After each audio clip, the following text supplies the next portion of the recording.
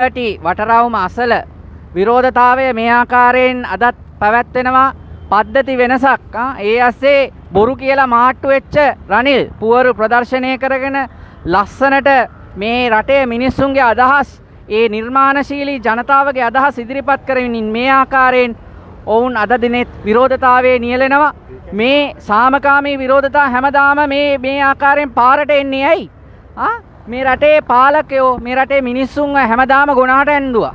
මේ රටේ පද්ධති වෙනසක් ඉල්ලලා පාරට ආපු මිනිස්සු මේ රට ලස්සන රටක් කරන්න කියලා ආපු මිනිස්සු හැමදාමත් පාරට එනවා. ඉතින් ක්‍රිස් මොකද හිතන්නේ? දැන් රනිල් අතේ මාට්ටු නේද බොරු කියලා කතෝලික කට්ටියෝරික බිෂප්ස්ලව හම්බුණා, රදගුරු සමුළුව හම්බුණා, කාඩිනල් කවුද අරවා මේවා කියලා. දැන් මොකද වෙලා ඉන්නේ? Are you trying to teach me?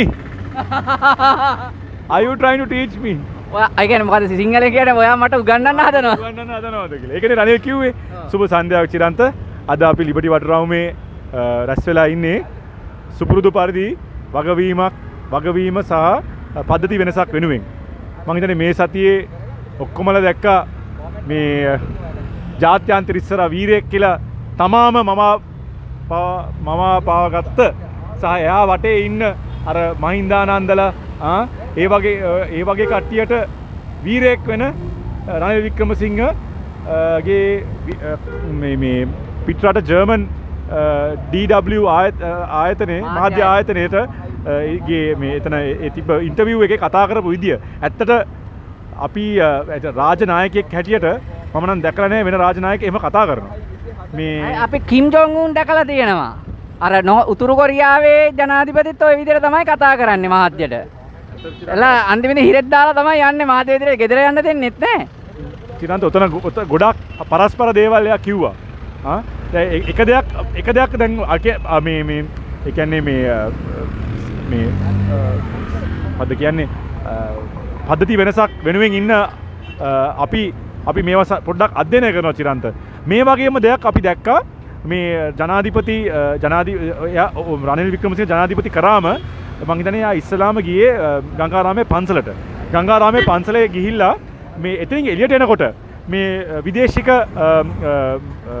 Journalist කෙනෙක් මාධ්‍යවේදියෙක් ඇහුවා මං හිතන්නේ ස්කයි නිවුස් වලින් බ්‍රිතාන්‍ය ස්කයි නිවුස් වලින් ඇහුවා are you a friend of the Rajapaksa's කියලා. ඔබ රාජපක්ෂලාගේ යාළුවෙක්ද කියලා. ඒතකොට ජනාධිපති කිව්වා no I am not a friend of the Rajapaksas, I am a friend of the people. ඒ කියන්නේ මම රාජපක්ෂලාගේ යාළුවෙක් නෙමෙයි, මම ලාංකික මිනිස්සුන්ගේ යාළුවෙක් කියලා කිව්වා. ඊට පස්සේ යාට නිකන් බැන වැදගෙන ගියා. ඔයා මේ මොකද්ද මෙතන මේ දන්නේ? ඔයා පොඩ්ඩක් හොයාගෙන එන්න. ඔයා මේ දන්නේ නැතුව ඇවිල්ලා මෙතන කරුණු කතා කරන්න එපා කියලා. ඉතින් අපිට තේරෙනවා ඉතින් ඒ වගේ දෙයක් දැන් ජනාධිපති ගේ තනතුරේ දැන් එයා අවුරුද්දකට වඩානේ. දැන් මිනිස්සුන්ට හොඳටම තේරලා තියෙනවා මේ රනිල් වික්‍රමසිංහ කියන රාජපක්ෂලාගේ යාළුවෙක් කියලා. යාළුවෙක් නොවේ නම් මේ පාස්කු ප්‍රහාරයේ සුලමුල දැන් හොයලා ඉවරයි. අවුරුදු 4මාරක් වෙනවා. එතකොට රට බංකොලොත් කරේ කවුද කියලා හොයලා ඉවරයි. එතකොට සීනි බදු වංචාව කරේ කවුද කියලා හොයලා ඉවරයි.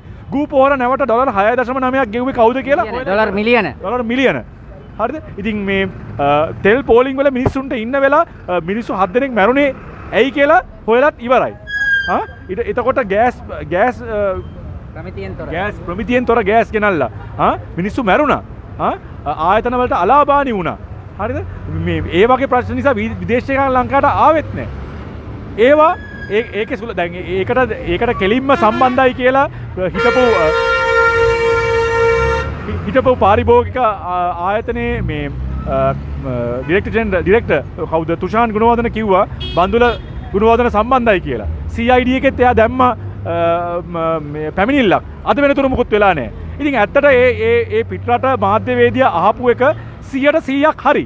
ජනාධිපති මේ වෙලේ දුන්න උත්තරය 100%ක් වැරදි. එයා කිව්වා මම රාජපක්ෂලාගේ යාළුවෙක් නෙමෙයි. මම ලාංකික ජනයාගේ යාළුවෙක්. ලාංකික ජනයාගේ යාළුවෙක් නම් මේ DDR එක. ඒ කියන්නේ ඒකට සිංහලෙන් කියන්නේ කිව්වේ මොකද? ණය ප්‍රතිව්‍යුහගත කිරීම. හරිද? හරි. ඒක කරද්දී බැංකු වලට මුකුත් කරේ ඇල්ලුවේ නැහැ. ඒ වගේ මේ මොකද්ද මූල්‍ය ආයතන එකක්වත් ඇල්ලුවේ නැහැ. මොකටද සම්පූර්ණ මේ ඕකේ මේ බර ඇද්දේ කවුද? EPF එක. ඉතින් මේ රාජපක්ෂලගේ යාළුවෙක් නෙමෙයි මම ලාංකිකයන්ගේ යාළුවෙක්ද ඔය? ඉතින් චිරන්ත අයි, ඒ අයි, වගේම ඒ වගේම තමයි චිරන්ත මෙන්න මේ ඉන්ටර්විව් එකේදීත් මේ කවුද මේ DW මාධ්‍ය ආයතනයේ මොකද්ද මාධ්‍යවේදියා රනිල් වික්‍රමසිංහ මහත්තයාගෙන් මේ ජනාධිපතිතුමාගෙන් ප්‍රශ්න අහද්දී අර අපහසු ප්‍රශ්න අහනකොට කඩාගෙන වැදුනා. ඔයා හිතනවාද අපි තුන්වෙනි පාන්තිකයෝ කියලා? ඔයාට වඩා I have been doing this මම වචනෙන් වචනයට කියන්නම් I have been doing this game far longer than you. Game එක මීට ඔයාට වඩා ගොඩක් කල් කරපු. ඔතන චිරන්ත කාරණා දෙකක් තියෙනවා. එකක් I have been doing this game. චිරන්ත ඒක නම් 100%ක් හරි. රනිල් වික්‍රමසිංහ ජනාධිපති කියපු එක. මේක යාට සෙල්ලමක්. හරිද? මේක සෙල්ලමක්. මේ ඉතින් ඒක මිනිස්සු තේරුම් ගත යුතුයි. මේක අපිට ජීවිතයත් මරණයත් අතර ප්‍රශ්නයක්. ඔව් මේ මිනිස්සු බෙහෙත් නැතුව මැරෙනවා. මිනිස්සුන්ගේ මේ EPF එකටත් දැන් ගහනවා. හරිද? මේ ණය ප්‍රතිව්‍යුහ ගත කරන එක. ඊට පස්සේ මේ ලයිට් බිල් වතුර බිල් වැඩි කරනවා. හරිද? ඒ ඇස්සේ අපි දැක්ක සනත් දිශාන්ත ලක්ෂ 26ක ලයිට් බිලකුත් ගෙවනවා නාමා රාජපක්ෂට. ඒක පැත්තක තියමු. ඒක කතා කරන්න මේ ඒක ඉතින් ඒක පැත්තකින් තියමු. හැබැයි ඉතින් මේ වගේ ජනාධිපතිවරයෙක් ඇවිල්ලා කියනකොට මේ ගේම් එක I have been doing this game far longer than you ඇත්ත කිව්වේ. මේක යාට ගේම් එකක්. මේ 225 මාරුවෙන් මාරුවට අවුරුදු 75ට ප්‍රධාන පක්ෂ දෙක විශේෂයෙන් ප්‍රධාන පක්ෂ දෙක UNP එකයි පොට්ටුවයි SLP එක මේක ඒගොල්ලන්ට සෙල්ලමක්. අවුරුදු 75න් පැත්තෙන් පැත්තට මේක මාරු වුණ එක විතරයි උනේ. පාස්කු ප්‍රහාරය වුණාට පස්සේ අපි දැක්ක යහපාලන ආණ්ඩුවෙන් තිබ්බ මාධ්‍ය සාකච්ඡාව. එතන අපි දැක්කා රවුෆ් හකීම්ලා, අපි දැක්කා රාජසේනරත්නලා, අපි දැක්කා ජෝන් අමරතුංගලා hina වෙලා හිටපු හැටි. ඉතින් ඒක ගේම් එකක්.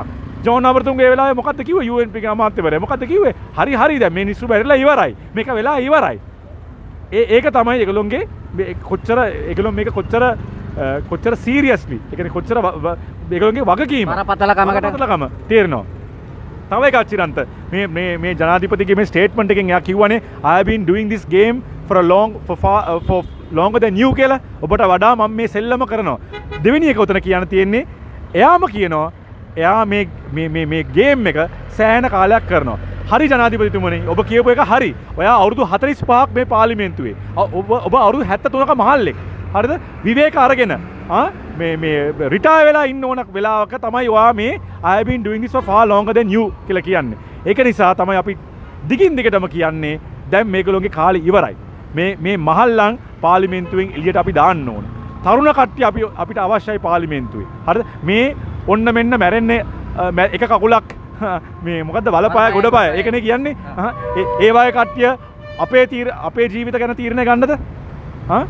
ඉතින් ඔය මහින්ද රාජපක්ෂලා, රනිල් වික්‍රමසිංහලා, දිනේෂ් ගුණවර්ධනලා, ගාමී ලොකුගේ කියලා මොකක්ද ඒගොල්ලෝගේ වයස? නිමල් සිරිපාලලා හිට ගන්න බෑ. ඉඳගෙන ඉන්න බෑ පාර්ලිමේන්තුවේ නිින්ද වැටෙනවා මිනිහට. හරිද?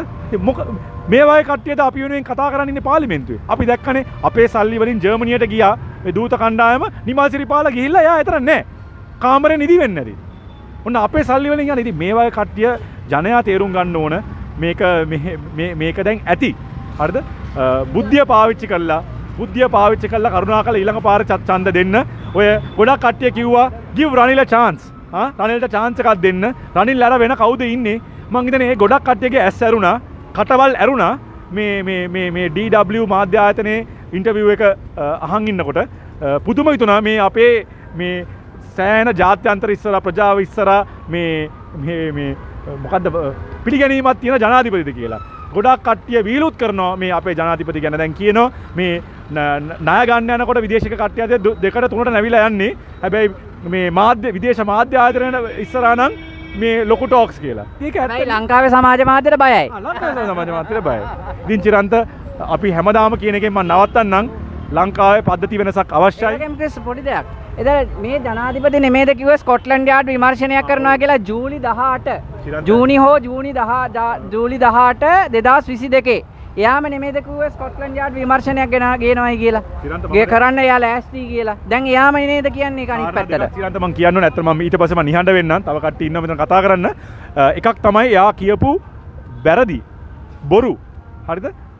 ඉතාමත්ම මේ එක්කෝ එයාට අමතක වෙලා මං එකට මේ පුදුම වෙන්නේ එයාගේ වයසත් එක්ක ඉස්ලාමයක් කිව්වා there will be no international investigations into the Easter Sunday attack. පිටරට මේ පිටරට ආයතන වලට මේ දේශීය විමර්ශ ජාත්‍යන්තර විමර්ශන දෙන්නේ නැහැ. හැබැයි මේ ජනාධිපතිම තමයි කිව්වේ ජනාධිපති ලෙස පත් වුණ වෙලාවට ස්කොට්ලන්ඩ් යාඩ් එකෙන් වුණත් එයා ගේනවා කියලා. ඒතොර ඒ වෙලාවේ එයා මේ ජනාධිපති වුණාම කියලා දැන් ජනාධිපතිලා අවුරුද්දක් ගියාට පස්සේ එයාට අමතක වුණාද එයා කියපු එක. එක දෙක එයා කිව්වා මේ ඒ DW මාධ්‍යවේදියා ඇහුවා මේ කාඩිනල් කියනවා මේකට සෑහීමකට පත් වෙන්නේ නැහැ මේ මොකද්ද පාස්කු ප්‍රහාරය සම්බන්ධව. විමර්ශන. ඒතොර එයා කඩාගෙන පැන්න. ඔයා ගිහිල්ලා ඔයා did you meet the bishop conference? ඔයා බිෂප් ලගේ සමුළුව හම්බුණාද කියලා. හරිද? ඉතින් ඒ වගේ මම හම්බ වෙලා තියෙනවා. ඔයා හම්බුණාද කියලා එහෙම කතා වුණා. ඒ වෙලාවේ අහන් ඉන්න අපිට ඔළුවට දැම්ම කාඩිනල් මේ කාඩිනල් මේ විමර්ශනය යන විදියට අකමැති වුණාට මේ රදුරුගුරු සමුළුව කැමති කියලා. ඒතර ඒ වෙලාවේ අපි ඔළුවේ අපිටත් කතෝලික අපිට මේ අපිට හිතුණා එහෙනම් රදුගුරුයි කාඩිනල් අතර ප්‍රශ්නයක් ඇති නේද කියලා. හැබැයි ඒකත් බොරුවක් කියලා ඔප්පු කරලා පෙන්නවා. අද හරි ඊයේ හරි මම හිතන්නේ අද මේ කාඩිනල් සමුළුව සහ රදුගුරු සමුළුව සහ කාඩිනල් ජොයින්ට් ස්ටේට්මන්ට් එකක් දීලා තියෙනවා. එහෙම එකක් නැහැ. ඒගොල්ලෝ දිගින් දිගටම දෙපාර්ශවයේ ඉල්ලන්නේ එකම දේ මේ ජාත්‍යන්තර පරීක්ෂණ. ඒක හේතුව මම කියන්නම්. සමහර කට්ටිය කියනවා නෑ ජාත්‍යන්තර පරීක්ෂණ අවශ්‍ය නැහැ අපේ රටට මේ රනිල් වික්‍රමසිංහ කරේ හරි දෙයක් කියලා. එතන පැහැදිලිව කියන්න ඕනේ. අපි කාටවත් ජාත්‍යන්තර පරීක්ෂණ අවශ්‍ය නැහැ. අපේ රටේ වෙන දේවල් එළියේ හොදන්න අවස්ථාවක් නැහැ. අපේ කුණු එළියේ හොදන්න අවස්ථාවක් නැහැ. හැබැයි අවුරුදු 4 මාරක් ගිහිල්ලා ඒ 269 දෙනා මැරුවේ කවුද කියලා හොයාගන්න බැරි ආණ්ඩුවට හරිද? හමුලකරු හොයාගන්න කරුවන් බැරි තත්ත්වයක විදේශීය අපක්ෂපාතී පරීක්ෂණයක් ඉල්ලන එක වැරදිද? බොහොම ස්තුතියි. ඒ වගේම මේ සම්බන්ධයෙන් මමත් ඔය නිවුස් එක රනිල්ගේ කටෙන් පිට වෙච්ච වහාම ඒ රදගුරු කුරුණෑගල රදගුරු අතිඋතුම් හැරල්ඩ් ඇන්ටනි පියතුමා හිමිපාණන්ව රදගුරුතුමාව සම්බන්ධ කරගත්ත දුරකථනයෙන් උන්වහන්සේ මට පැහැදිලිව කිව්වා no chiranta there is no such thing this එහෙම දෙයක් නැහැ පිස්සුද we are in agreement with what ඒ කියන්නේ කාඩිනල් උන්වහන්සේ කියන කාරණාවත් එක්ක උන් එකගයි කියලා. අනිත් එක උන්වහන්සේ කිව්වේ කාඩිනල් උන්වහන්සේත් රදගුරු සමුළුවේ සමාජිකයෙක්. එයා මේක නොදැනද බබෙද්ද? ඒතකොට රදගුරු සමුළුව ඇතුලේ බෙදීමක් නැහැ. රදුගුරුවරු වෙනම හම්බුණාලු කොහෙද හම්බුනේ කියලා කියන්න බලන්නකෝ. ඊට ෆොටෝ ටිකවත් දාන්න කියන්නකෝ රදුගුරුවරුන් හම්බෙච්ච. ඉරන්ත මේ DW මාධ්‍ය ආයතනය කරපු ඉන්ටර්විව් එකයි කලින් ස්කයි ඉන්ටර්විව් කරපු ඉන්ටර්විව් එකෙන් එකක් පැහැදිලි. ජනාධිපතිට අපේ ලංකාවේ මාධ්‍යවේදීන් බය කරලා තියාගන්න පුළුවන් වුණාට ඔය පිටරට කට්ටිය බය කරන්න බෑ. හරිද? පිටරට කට්ටිය මර්ධනය කරන්න බෑ. ඒකයි ඒගොල්ලෝ මේ කෙලින්ම මේ ප්‍රශ්න අහන්නේ. එහෙම ප්‍රශ්න අහනකොට එයා අපහසුතාවයට පත් වෙනකොට මොකද්ද කියන්නේ? හරි okay I'm going නිකන් මොකද්ද මේ අවුරුදු 15 16 මේ නෑ නිකන් මේ ප්‍රේම සම්බන්ධය තියෙන්නේ. ප්‍රේම සම්බන්ධවල කියන්නේ මට මේක කරන්න බෑ මං යනවා. අන්න ඒ වගේ එකක් මේ. මොකද්ද මේ රාජනායකයෙක් නේද? හරිද? එයාට උත්තර දෙන්න බැරි නම් එන්න ඉන්ටර්විව්ස් වලට යන්න එපා. ඉන්ටර්විව්ස් වලට ගිහිල්ලා අමාරු ප්‍රශ්න අහනකොට එයාට උත්තර දෙන්න බැරි වුණා okay I'm going. ඒකද උත්තරේ? ඒකද රාජනායකයෙක් හැසිරෙන විදිය? මට නිකන් මතක් වුණේ මේ නිකන් අර ප්‍රේම සම්බන්ධ දෙයක් තියෙන නිකන් අර අවුරුදු 15 අවුරුදු 19 ඒ වගේ වයස් ඉන්න කට්ටිය ඒ වගේනේ පොඩි ළමෙක් වගේ. ඉතින් ඇත්තට මේ ජනාධිපති මීට වඩා මේ එක්කෝ මේ වගේ ප්‍රශ්න අහනවට අකමැති නම් එහෙනම් මං හිතන්නේ මේ වගේ ඉන්ටර්විව්ස් වලට නොයා ඉන්න ඕනේ. ලංකාවේ ඉතින් ඕන ඉන්ටර්විව් එකක් හිතට කමක් නැහැ නේ ඉතින් ඕන විදියට නේ. අන්න හරි මාධ්‍යවේදී ඉතින් අහන්නේ නැහැ නේ. ප්‍රශ්න මේ වගේ ප්‍රශ්න අහන්නේ නැහැ නේ. ඉතින් යාට ඕන ප්‍රශ්න ටික අහයි. හදිසියේ කවුරු හරි ඇහුවොතින් මේ එයාව බෑන් කරයි මේ ඔය මීඩියා මේවට එන එක නවත්ත. ඒක බෑන් කරයි. හරිද? නැත්නම් යාගේ බොස්ට කෝල් කරලා කියයි මුගේ කටවා ගන්න කියලා. එහෙමනේ කරන්නේ. ඉතින් ඒකයි තත්ත්වය චිරන්ත. ඉතින් එක්කෝ ජනාධිපතිට මේ වගේ ප්‍රශ්න වලට උත්තර දෙන්න අකමැති නම් එහෙනම් ඒ වගේ ස්ථාන වලට ගිහිල්ලා ඉන්ටර්විව්ස් වලට යා කියන්න ඕනේ නෑ මට කරන්න බෑ කියලා. මං කැමති නෑ ඒවට. ඉතින් ඕක තමයි අද ඉදිරිපත් වෙනවා ක්‍රිස් තමන්ගේ මතය ඉදිරිපත් කරනවා. විශේෂයෙන්ම අද මේ විදියට ජනතාව පාරට ඇවිත් තියෙන්නේ ඇයි මේ රටේ පද්ධති වෙනසක් අවශ්‍ය හින්දා.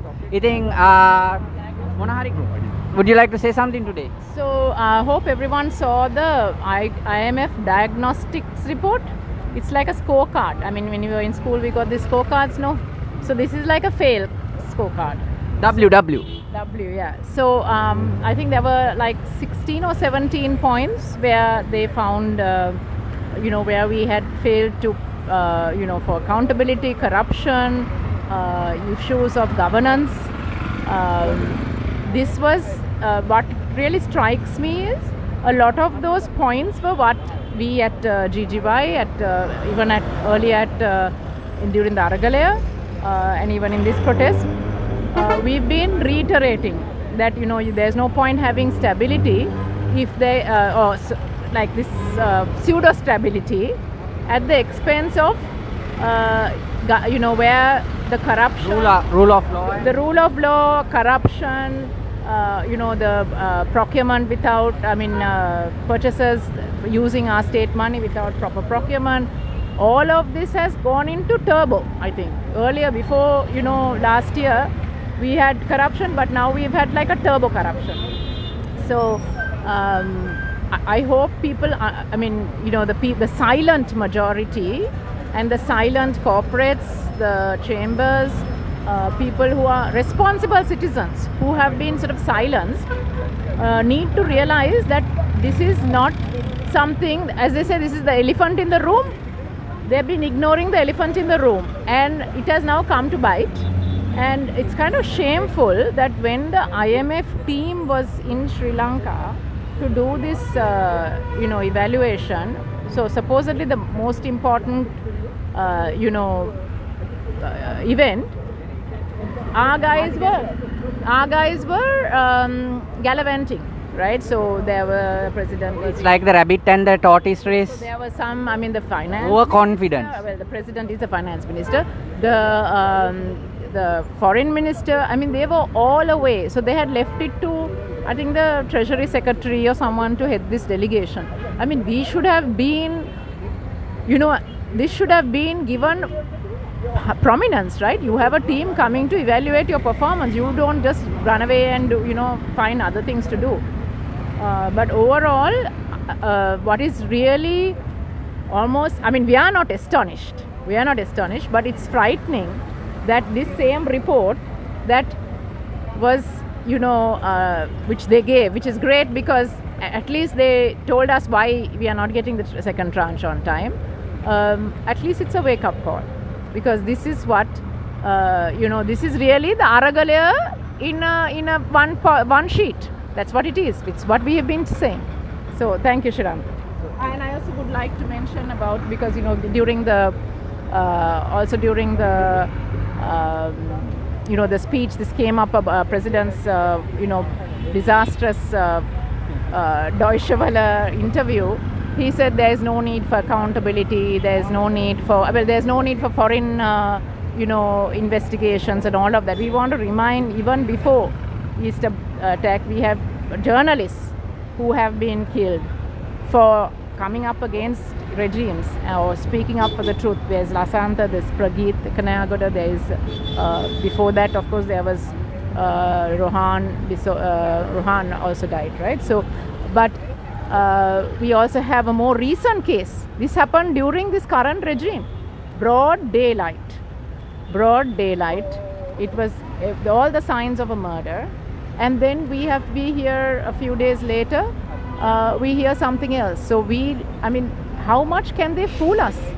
And what about the pain and the sadness and the indignity for these families? They don't have any closure. They have to endure not only the loss of their loved one, but they have to endure the pain that's inflicted by this lack of justice. Thank you.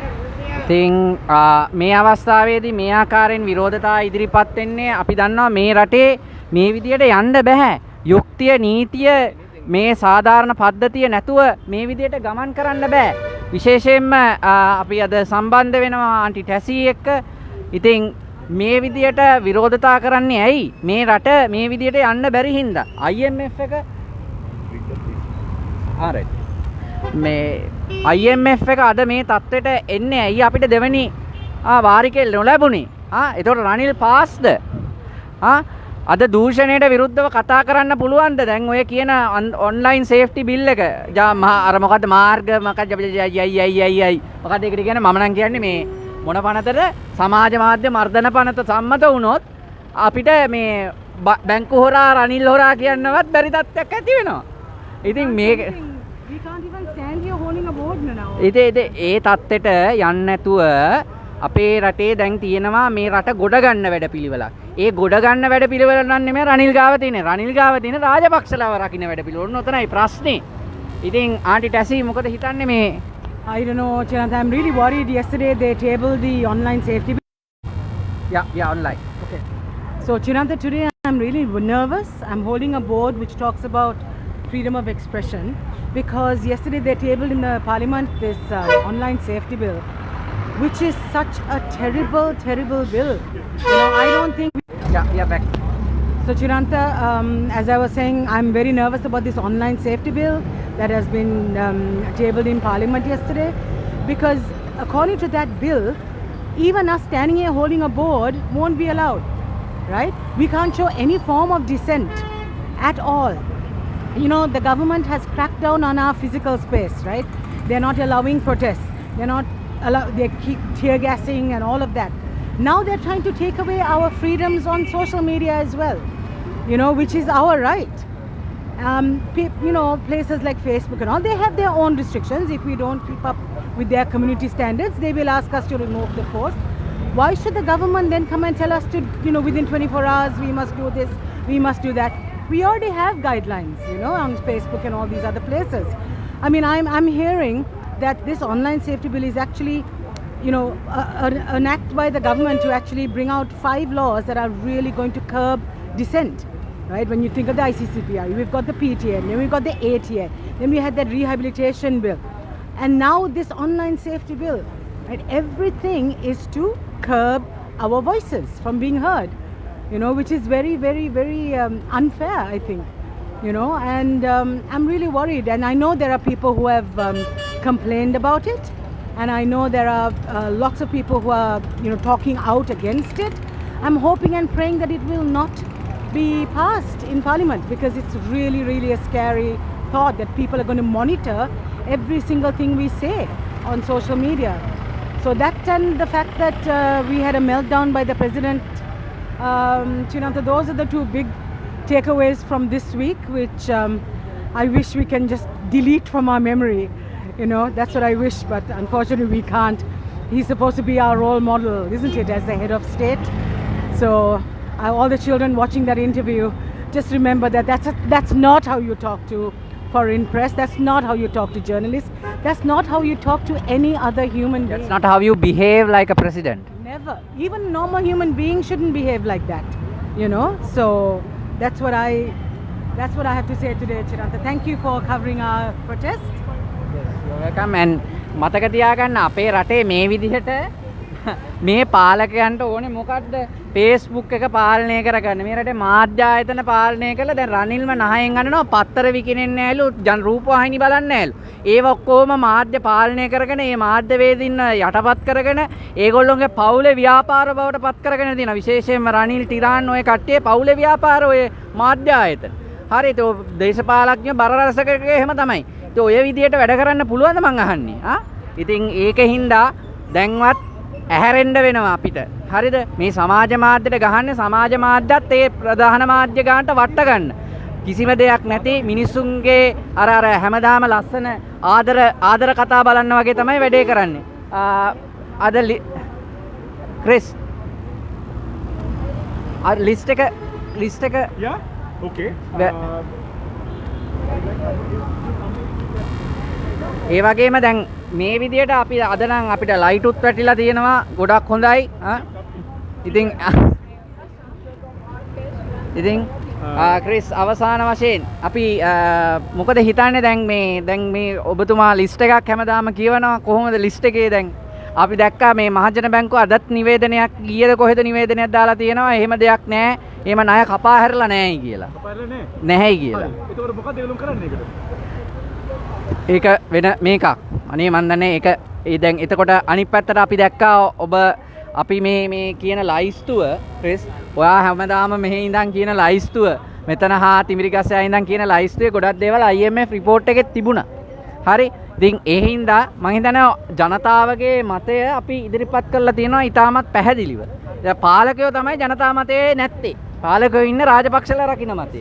ඉස්ලාම් ජනත මේ ලයිස්තුව මගේ ලයිස්තුව නෙමෙයි මම කියවනවා අපේ මේ කට්ටිය වෙනුවෙන් මම කියවනවා ඒක මම ඕනනම් ඒකේ පොඩ්ඩක් කියවන්නම්. අපේ රටේ වෙලා තියෙන මේක මම හිතන්නේ IMF එකට මේ ගොඩක් ඒගොල්ලෝ බලන්නේ මූල්‍යම පැත්තනේ. ඉතින් මේ මූල්‍යමය ප්‍රශ්න ගැන මම පොඩ්ඩක් කතා කරන්නම්. එකක් තමයි මහජන බැංකුවේ බිලියන 54ක්. ඒ කියන්නේ මිලියන 54000ක් බොල් ණය ලෙස කපා හරිනවා කියලා කපා හරින තීරණය කරලා තියෙනවා. තමයි කපලා නැතුව එන්න පුළුවන්. ඔව් නෑ හැබැයි කෙසේ වෙතත් චිරන්ත මේක කෝප් කමිටුවෙන් පිට වුණා. ශානෙක්‍යන් රසමානිකම් කෝප් එකේ සමාජිකයෙක් තමයි අපිට ඇවිල්ලා මේක දැනුවත් කරේ. මේ අපි ලංකාවටම දැනුවත් කරා ඒක. ඒක ශානෙක්‍යන් රසමානිකම් එක පීපල්ස් බැංක් එක වැඩ කරන්නේ නැත්නම්. හරි නෑ. මේගොල්ලෝ නිවේදන දදා ඉන්නවා. කියන රසමානිකම් මේ කිව්වේ බොරුවක් නම් මේ බිලියන 54 බොරුවක් නම් පීපල්ස් බැංකින් යට නඩු දාන්න පුළුවන් හේතුව එයා පාර්ලිමේන්තුවේ නෙමෙයි කිව්වේ. එළියට අවිල්ලා කිව්වා. ඒතර මේ කම්පැනි සහ පුද්ගලයන් 10ක් ඉන්නවා. ඒගොන්ට ඇවිල්ලා අද වෙනතුරු වෙලා නැහැ. ඉතින් ඒකෙන්ම අපිට හිතා ගන්න පුළුවන් මේක ඇත්ත කියලා. කෙසේ වෙතත් මෙතන මිලියන 54000ක් ණය වශයෙන් දීලා තියෙනවා හරියට වත්කමක් තියාගන්නේ නැතුව. ඉතින් කාගේ අනපරිදිද මේක දුන්නේ? මේක අපේ සල්ලි නෙමෙයිද? කොහොමද මේගොල්ලෝ මේක ආපහු ගන්න යන්නේ? එක්කෙනෙක් තමයි මේ ලයිස්තුවෙන් දයාගමගේ මිලියන 2700ක් එයාට මිලියන 2700ක් එයාට මේ දීලා තියෙනවා. හරිද? මේ මහජන බැංකුවෙන්. ඉතින් ඒක නිසා මේ මොකද්ද වෙන්නේ? ජනාධිපතිගේ පක්ෂය UNP එකේ මේ මේජර් ෆන්ඩ් රේසර් කෙනෙක්. ඒක මුදල් හොයලා දෙන එක්කෙනෙක්. ඔන්න ඉතින් මේ මුදල් හොයලා දෙන එක්කෙනාට මේ මහජන බැංකුවෙන්ම මිලියන 2700 ගාණක් ලෝන් එකක් දීලා තියෙනවා. මහජන බැංකුවට මේක රිකවර් කරන්න බැරි වෙලා තියෙන්නේ ඒකට හරියන්න මේ ඇසට් එකක් වත්කමක් නැති නිසා.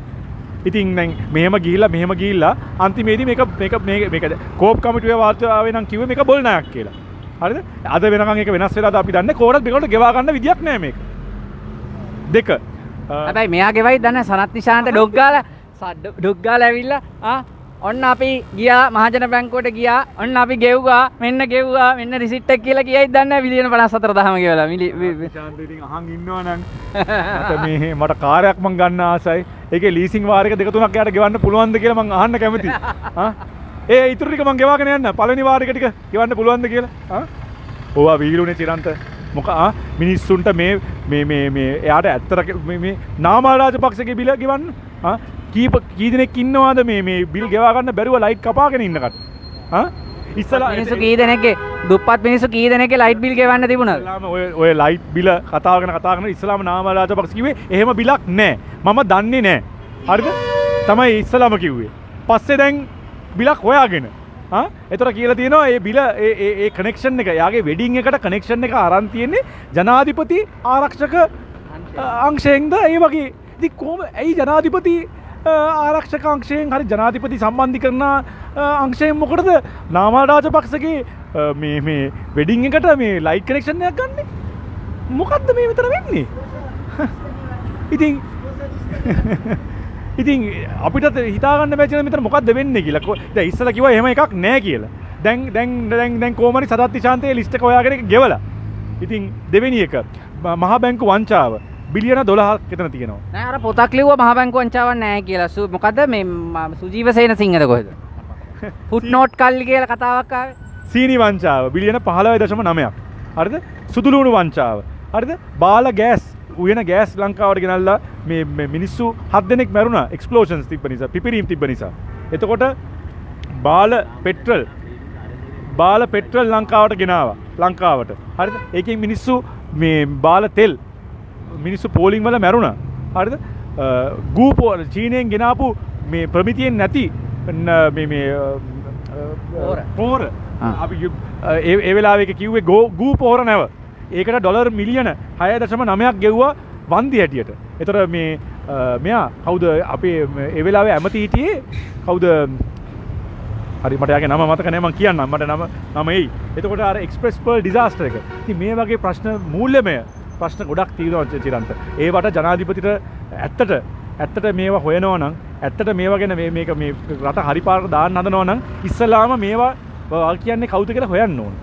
මේවට වල් කියන්න කට්ටිය හොයන්නේ නැත්තම් වෙන්නේ මොකද්ද? මේ කට්ටියට ආපහු මේ වගේ වැරදි වැඩ කරන්න කිසිම පැකිලීමක් තියෙන එක. තවත් කට්ටියක් වෙන්නත් පුළුවන් මේක පෙන්න. ඒගොල්ලෝ දන්නවනේ කොහොම හරි ෂේප් වෙන්න පුළුවන් කියලා. ඔයත් කෑව මමත් කනවා. අර උඹත් උඹේ කටෙත් පස් මගේ කටෙත් පස් අන්දරේ සීනි කෑවා. අන්දරේ අන්න නියම කතාව. අන්දරේ සීනි කෑවා මතකනේ. උඹේ කටෙත් පස් මගේ කටෙත් පස් කියලා උනුත් කාලා අන්තිමේදී අපි හිගමනට වැටලා. ඉතින් IMF එකේ කට්ටියත් මේවා ගැන මේ මොකක්ද කියන්නේ ඒගොල්ලෝගේ attention එක ඒගොල්ලෝගේ අවධානය තියෙන එක ගැන අපි සතුටු වෙනවා. ඒ කියන්නේ නෑ සමහර කට්ටිය අපි හිතුවා නෑ ඒගොල්ලෝ බැංකුවක් ඕන වැරද්දක් වුණත් කමක් නෑ මුන් සල්ලි දෙයි ලංකාවට. ඉතින් දැන් අපේ රටේ පාලකයන් මේක හදන්න මේ හදන්න උනන්දු වෙන්නේ නැත්නම් අඩුම ගානේ මේම ණය අවශ්‍ය නිසා ඒ නිසාවත් හදයි කියලා මේ අපි ප්‍රාර්ථනා කරනවා. බොහොම ස්තුතියි. ඉතින් Ada Imran Ayya, would you like to make a very short closing statement? Yeah, a lot of things to say, but I suppose you have kept the best for the last. Naginata, just the thing that ATA, it's been contested by lots of people, all the lawyers and all that. All I'm saying is the bill, the safety, online safety.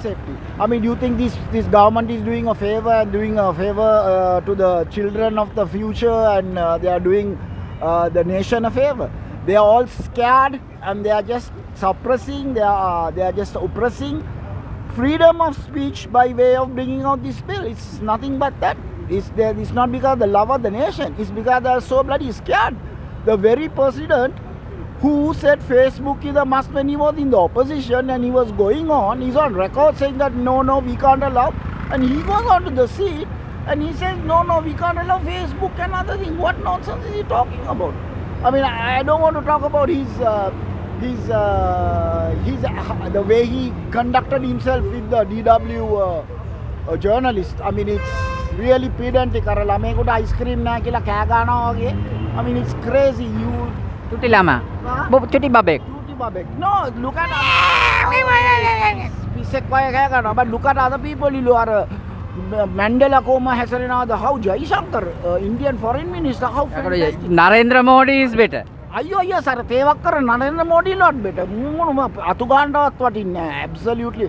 May Chiranta, this I want to say this and finish. Ape Lokema, Ape Parliament Tamai Bebeddo කාලකන්‍යෝන්ට මේ මොනවාද ජනතාව ගෙවන්නේ මොකද්ද ගෙවන්නේ pension ගෙවන්නේ මුන් එන්නේ මොකද්ද කරන්නේ අවුරුදු 5කට වරම 20ක් ආවත් අද අවුරුද්දට 4 සැරයක් යන්න ඕනේ මේ පාර්ලිමේන්තු එකට ඌ ආවොත් නැතත් හරි කතා කරත් නැතත් හරි කමන්නේ just to enter අවුරුද්දට 4 සැරයක් පාර්ලිමේන්තු එකට ගිහලා කැන්ටින් එක ගිහලා නිකන් කාලා ආවොත් හරි උන්ට පෙන්ෂන් එකක් වටිනවා. මුන් වගේ කාලකන්නියොන්ට ආයමත් මේක දෙන එක වටිනවද චිරන්ත?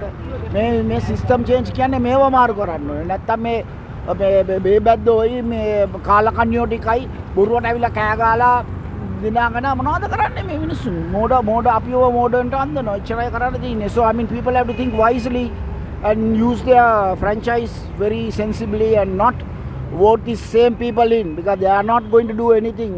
මොනවාද අර දවල් මිජෝල් රෑ ඩැනියල් වගේම මේ පැත්තේ ඉඳලා එකක් කියනවා මේ පැත්තට ඇවිල්ලා තමයි එකක් කියනවා. දවල් මිකල් රෑ ඩැනියල්. ඔකේ චිරන්ත උදේ පිකල් උදේ රනිල් උදේ රනිල් දවල් ඩැනියල් රෑ මිකල්. අන්තිමට පිකල් වෙනවා ඔක්කොම. ඔක්කොම පිකල්. Thank you. ඉතින් ඒ වගේම දැන් මාර්ගද ක්‍රිස් help me here. මාර්ගයද සත්‍යද මාර්ගයද මොකද්ද මම වෙමි කියලා කියනවා නේද අපි සත්‍යද මාර්ගයද ගැලවීමද සත්‍යද මාර්ගයද මම වෙමි කියලා අපිට ක්‍රිස්තියානි දහමේ කියනවා දැන් සත්‍යද කියන එක තීරණය කරන්න යන්නේ ජනාධිපතිය මාර්ගයද සත්‍ය ගැලවීමද අර ඕඩ නඩුවකින් නිදොස් කොට මේවා කරන්න සමාව දෙන්න ඒ වගේම දැන් ඊට පස්සේ කවුද ජීවත් වෙන්නේ නොවෙන්නේ කියලා තීරණය කරන විධායක බලය අනිත් පැත්තට සත්‍ය කියන්නේ මොකක්ද කියන එක තීරණය කිරීම. ඒකත් එයාගේ. මම ඔයාලට දැන් හොඳ දෙයක් කියනවා දැන්. Now shut up and sit down. Hey Mr. and Mrs. Diana and Ranil ඒ වැඩක් ඔබත් එන්න සම්බන්ධ වෙන්න මේ අරගලයට සෑම බ්‍රහස්පතින්දා දිනකම සවස 5:00 6:00 අතර පැවැත්වෙනවා. සම්බන්ධ වෙන්න මේ ඔබෙත් අපෙත් රට වෙනුවෙන් ලස්සන රටක් උදා කරගමු. සියලු දෙනාට ස්තුතියි. ලින්ක් එක කැඩුනා කීපතාවක් ප්ලේ වෙනවා. දැන් තාම ස්ට්‍රීම් එක යනවායි කියලා තමයි පෙන්නන්නේ. එහෙනම් බොහොම ස්තුතියි. ආදරේ අරගලයට ජය වේවා.